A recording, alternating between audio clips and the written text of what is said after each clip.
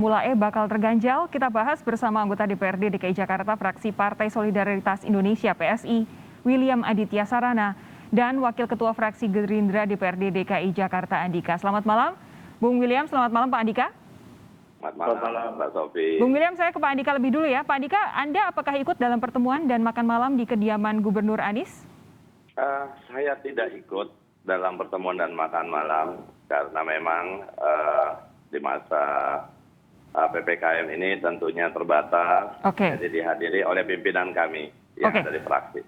Tapi jadi Anda sudah tahu kan isi perbincangan itu, dan ini sudah disebutkan bahwa mengganjal interpelasi ini sudah disetujui oleh 7 fraksi yang menolak interpelasi terhadap Gubernur DKI Jakarta Anies Baswedan, begitu ya?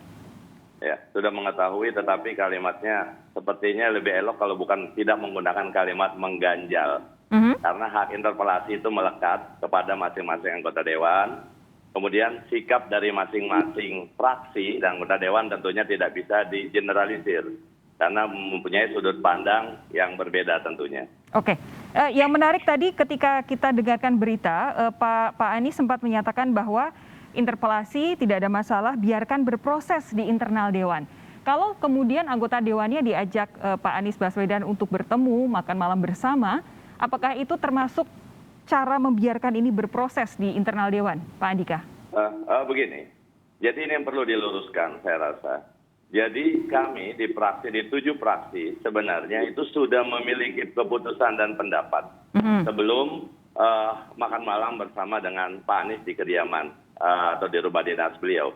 Jadi ini harus diluruskan, bukan keputusan kami hasilkan di saat pertemuan, saat makan malam atau pasca makan malam. Tetapi kami khususnya di fraksi Gerindra sudah memutuskan lebih awal, begitu juga dengan teman-teman di fraksi yang lain yang ikut hadir, bahwa kami punya sikap untuk tidak bersama-sama PSI dan PDIP mengajukan interpelasi tersebut.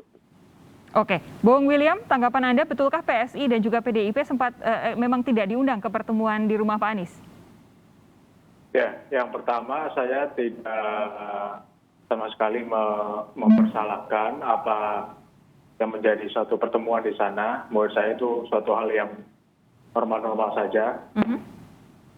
Dan memang betul bahwa kami dari fraksi PSI tidak diundang dalam pertemuan tersebut.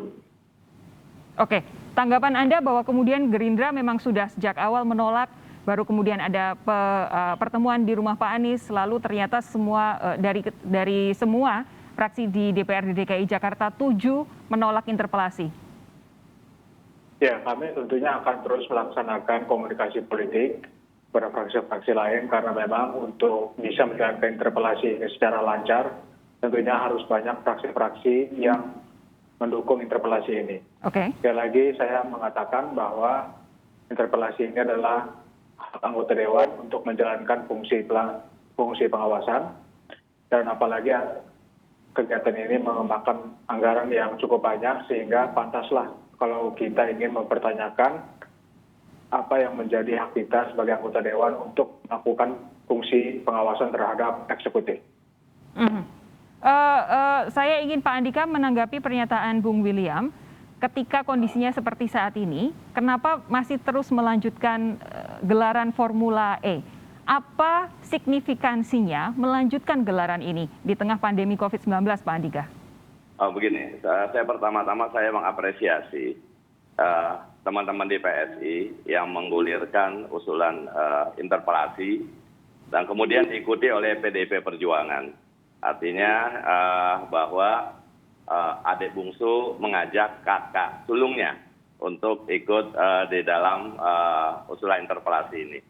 Kemudian apa yang tadi ditanyakan oleh Mbak Sofi, perlu saya sampaikan bahwa rekomendasi yang dikeluarkan BPK kepada gubernur tidak ada satupun yang mengatakan agar formula ini dihentikan. Tidak ada.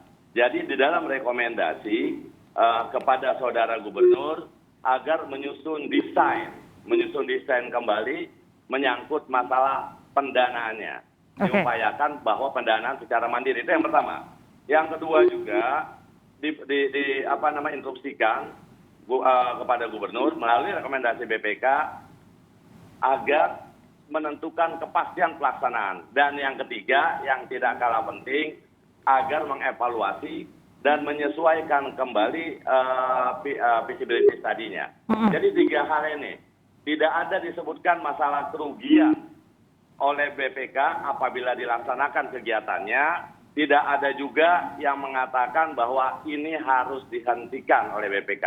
Ini harus perjelas. Apalagi, alhamdulillah bahwa IMI ini sudah menyatakan ingin bekerja sama dengan DKI dalam rangka penyelenggaraan e-Formula. Jadi ini yang perlu saya jelaskan.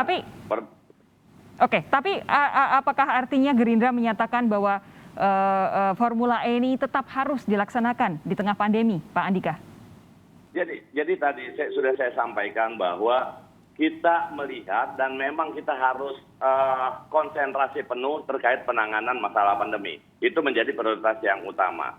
Akan tetapi dengan tidak menafikan program e-Formula sesuai juga dengan rekomendasi yang dikeluarkan oleh BPK setelah proses perbaikan sudah dilaksanakan, kemudian juga melihat kondisi di tahun 2022 mendatang, ini bisa dilaksanakan. Dalam arti bahwa prosesnya ya silakan dilaksanakan, seperti itu. Baik. Tahapannya. Tanggapan dari Bung William akan hadir sesaat lagi, tetap bersama kami Sapa Indonesia Malam. Kembali sebentar lagi.